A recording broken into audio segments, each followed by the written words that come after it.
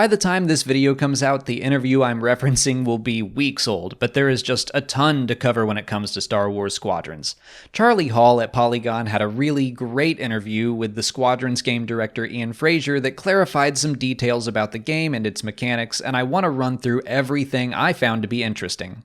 First, there is a targeting reticle on the cockpit. It was removed for the trailers just to make them look cleaner, but we will have some way to see what we're aiming at. It won't have like a lead on enemy ships, we'll have to learn to do that ourselves, but the reticle will turn red when we have properly led on a ship, and we will know that a fired shot will hit.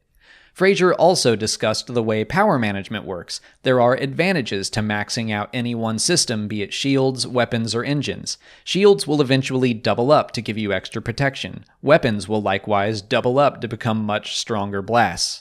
But engines have the most interesting overcharge in my opinion. It makes sense, you get a big boost in speed, but that can lead to cool maneuvers like drifts or redirections that sound very interesting. All of that is to avoid what Frazier calls the death loop that happens in flight games, where you're just going in circles chasing an enemy.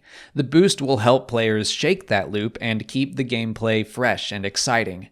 Jumping back into shields, they can be directed to the front or back to double up protection in those spots. That's a mechanic I was hoping would be included, but of course we should talk about ships that don't have shields like most of the TIEs.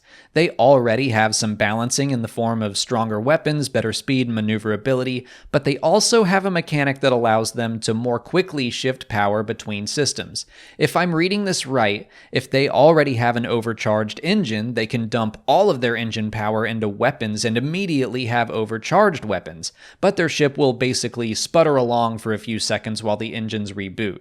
That's part of a really nice balancing act I'm noticing in all aspects of this game, and Frazier talks about that a bit. They took a baseline of every ship and what is commonly known about them in Star Wars, like the idea that TIE fighters don't have shields. That's just inherent to what we know about them. Then they worked backwards and said, okay, how do we properly balance that? Another example is like A-Wings have really open cockpits with great visibility, so how do we work backwards to balance that?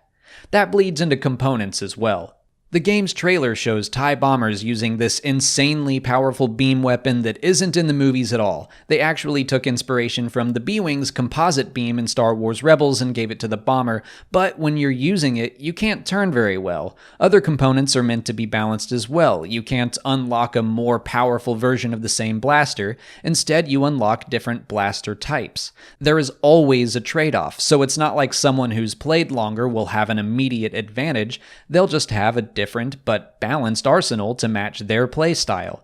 There are 7 total component slots in each ship that you can customize. I like all of that already, but Frazier took it a step further and gave an in-universe reason for why all these new components we've never seen before are available. After Endor, the New Republic and the Empire basically started an arms race to one-up each other. The Empire specifically is working with more modified fighters because the assembly line model isn't working for them anymore, and they have to adapt to survive. That's fun, and I like that they put some thought into all that. There are 2 in-game currencies to unlock everything, one to customize your pilot and one to customize your ship. Neither will be available through microtransactions. You get all of this stuff simply by playing the game. Finally, there is a little bit more about the story. Most of it takes place after Endor, which has been said, but there's a prologue that takes place just after Alderaan. I imagine Lyndon Javes, the commander of Vanguard Squadron, will be involved because Alderaan is mentioned in his databank entry. Once your characters are created, the prologue is complete, and I assume you've had a walkthrough of all the controls and basic mechanics. You will then have the option to continue the story or jump into multiplayer. I've had people ask if you had to complete the story before doing any multiplayer, and now we have a definite no on that.